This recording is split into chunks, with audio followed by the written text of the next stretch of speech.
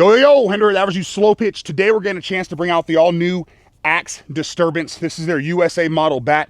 We're swinging a 27 ounce today. This is a 13 inch Endload. We're gonna go ahead, obviously, throw it on the tester here in a second, see where it starts at.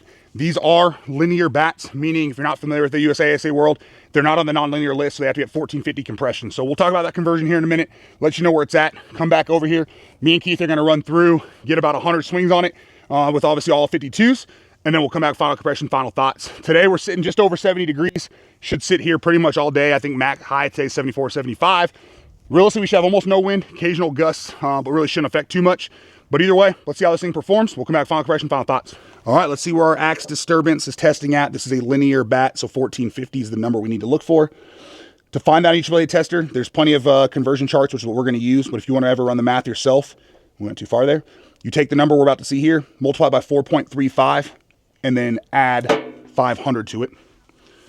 But this puts us at basically 270, which again, you could run that math, or the conversion table tells us that 270 gives us 1675, 265 is a 1650. So either way, plenty of wiggle room for the 1450. Let's get our ASA, our 52 swings on there. Come back, final compression, final thoughts.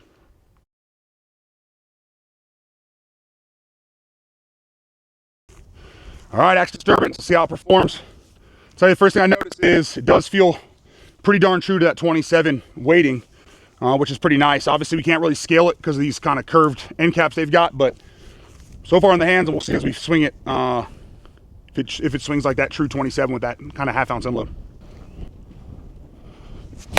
94 miles per hour. Oh yeah, it's an axe. I mean, you can probably see, you see my shirt blowing here, but so just so you can see the wind right now, we're blowing kind of out into the right field, right into the corner. This weird gust we have every now and then is either there or basically over here. So we shouldn't get too much assistance as far as that goes, but luckily it doesn't affect the velo part. So we get an idea of what it's doing for us, sweet spot performance and forgiveness wise. 87 miles per hour. 93 miles per hour. Lower on the thing, you get that crisp, stiff feel in the hands when you miss the sweet spot low, but again, it comes off pretty good. 100 miles per hour. Whoo, that felt real good. Has a real nice crisp barrel, and you definitely get good feedback, know exactly where you caught it. 84 miles per hour. That thing cut hard. 106 miles per hour. Yep.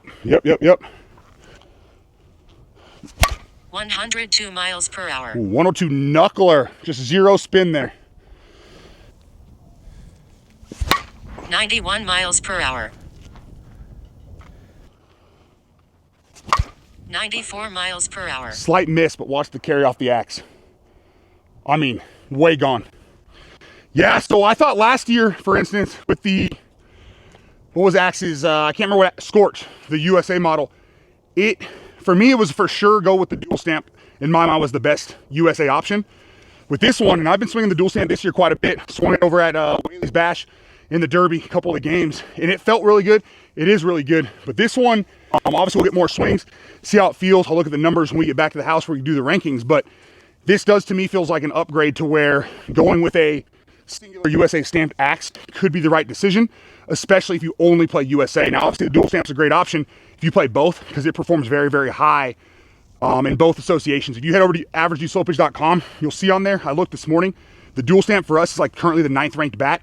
Well, 9th on the list, but if you look at the actual ranking number, it's tied with some stuff. So I think it puts it at like 6, basically up there, but which is awesome. And then on the ASA side, we've got it tied with basically the Gold King of Diamonds and the Clack Addict Surrender from EHP Athletics. So definitely another great product, but this one so far feels great, and the carry on, it's outstanding. 88 miles per hour. Oh, 89 miles per hour.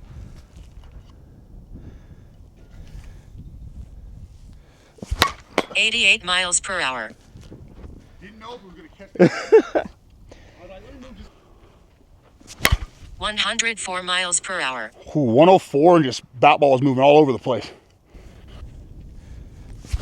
87 miles per hour. 98 miles Oh, per there hour. it is. And it got up and over, look at that. But yeah, if you're somebody who normally swings, let's just say axe or pier with the fib tech, the pad tech, you're used to kind of feeling that fib, feeling that pad.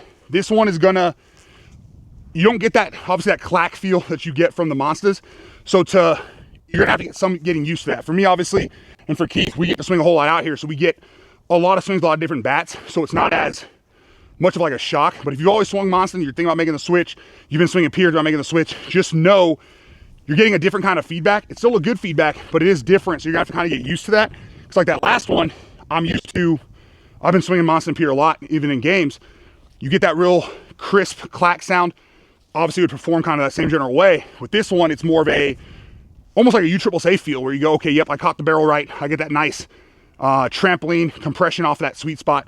And that's how it's gonna perform for you. So just kind of keep that piece in mind whenever you go and switch to, especially a linear bat or even a non-linear, it doesn't have one of those kind of internal sleeves where it's getting that clack pad feel. 88 miles per hour. 105 miles per hour. And they're every bit of the sweet spot there. 94 miles per hour. There we go.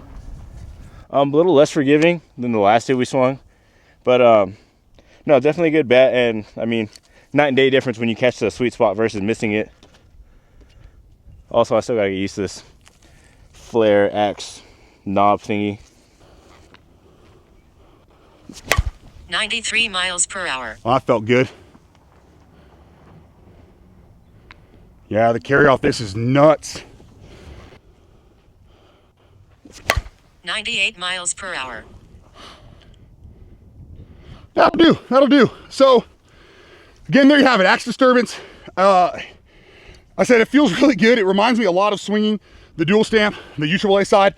Obviously a little bit different sound, different ball, whatever, but when you catch no kidding sweet spot, you get that same good feedback you did on the UAA side where you know it's sweet spot. When you miss, you get a sound change, different feel in the hands, but the ball's been performing well while still carrying, which lets me know it's got good forgiveness, not just over compressing that ball to give you that extra velo. So you're still gonna get good carry and whatnot. But either way, between the two of us, we're right at 100 swings. So we're gonna go ahead, take it back to the house, let it sit for kind of the rest of the day, like we do kind of with all the bats. I'll throw the final compression there. Final thoughts. All right, let's see where our axe flared handle disturbance, our ASA bat's testing at. Got the conversion chart up and ready to give us the number there. It's a linear bat, so 1450 is what we're looking for. Dial that to 0. And we're looking at 270, 265. So on that, so 262.5 would put us at 1640. And if we were all the way up to 275, that'd be 1695. So basically we're somewhere between 1680 and 1640. Either way, that puts us right at about within 200 compression of or 200, I should say, away from the 1450 failing. No issues there. Talk about more in the final thoughts. All right, that's gonna wrap it up here for our axe disturbance. Again, USA model, 13-inch barrel, end loaded, flared handle. I don't believe I saw any of the USA models for axe with the traditional knob, but don't quote me on that, I could be wrong. I know there's a dual stamp for it, but either way for this one, I think from the USA side, this one's definitely a step up for axe from last year. The Scorch felt okay.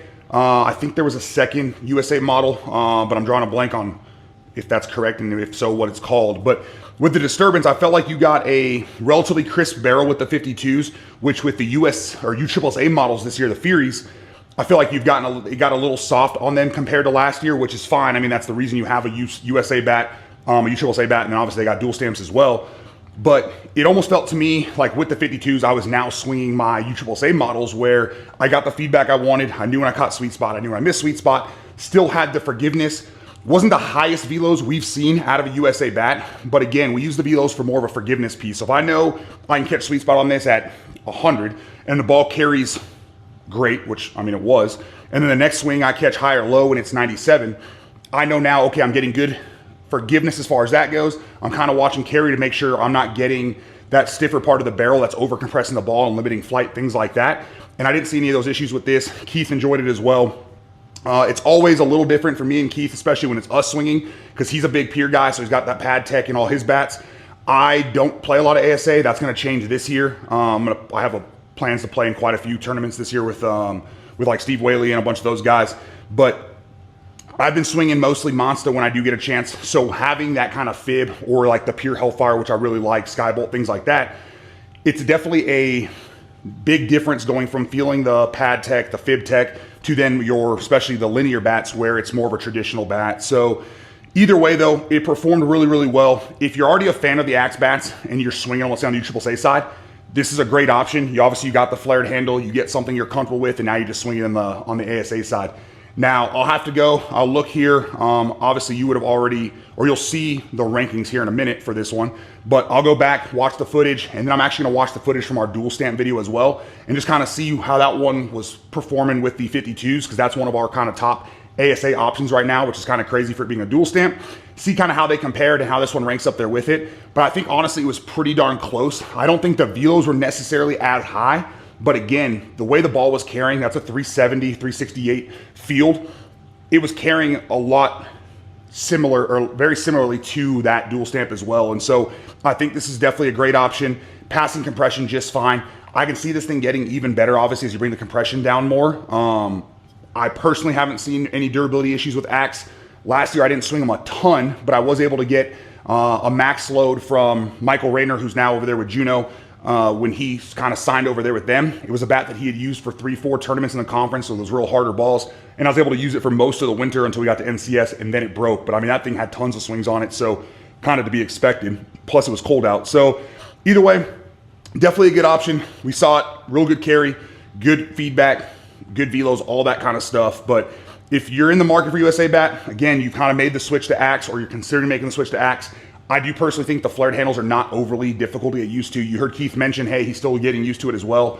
Today, he took about 40 swings with this one. So, I mean, he got a decent number of swings. But what I would personally do, and what I did to get comfortable with the Axes this last year, is I set up my tee actually here in the garage, over on the other side of the garage, put up my net, and I just went and I worked on making sure I was cutting nice and level straight into that net, got nice and comfortable with the handle. And then that translated when we got to the field. I was able to do my normal routine of working backside to start, then middle, then pull, and got relatively comfortable with it. Now, for me, and I mentioned, I think in the video as well, at times I do get a little under the ball, and I think it's the handle, because it doesn't happen to me nearly as often with other traditional kind of handle bats. But that only happens when I go a decent period of time without swinging an Axe. So I find it easy to get back into the groove of it. That's what I would recommend to you. But either way, hopefully you enjoyed the video. Hopefully kind of helped you decide, do you want to go grab one of these, which you can do so over at headbangersports.com with code ADS, or over on axebat.com, code I57. Help support the AA I57 Axe Bat team. First team to be sponsored by Axe over there in the conference. I'm excited to see what those guys do with the Axe models this year. Obviously, you won't see this a ton from them. Obviously, you won't see it at all in the conference, but I do think they're going, if I'm not mistaken, to like the AAA, whatever it's called, USA, ASA Worlds out there in Oklahoma, things like that. So we'll see how these perform for them. But again, good option for Max. Nice to see there's a little bit of webbing in this, but nothing too crazy. But we've seen that on the Axes anyways. Passing compression, no real issues there. Definitely a great option. But either way, thanks for tuning in. Hopefully it's kind of helped you decide if you want to grab this, maybe the dual stamp, maybe just a different brand, whatever it is. Either way, I appreciate the support for the channel. Have a great day.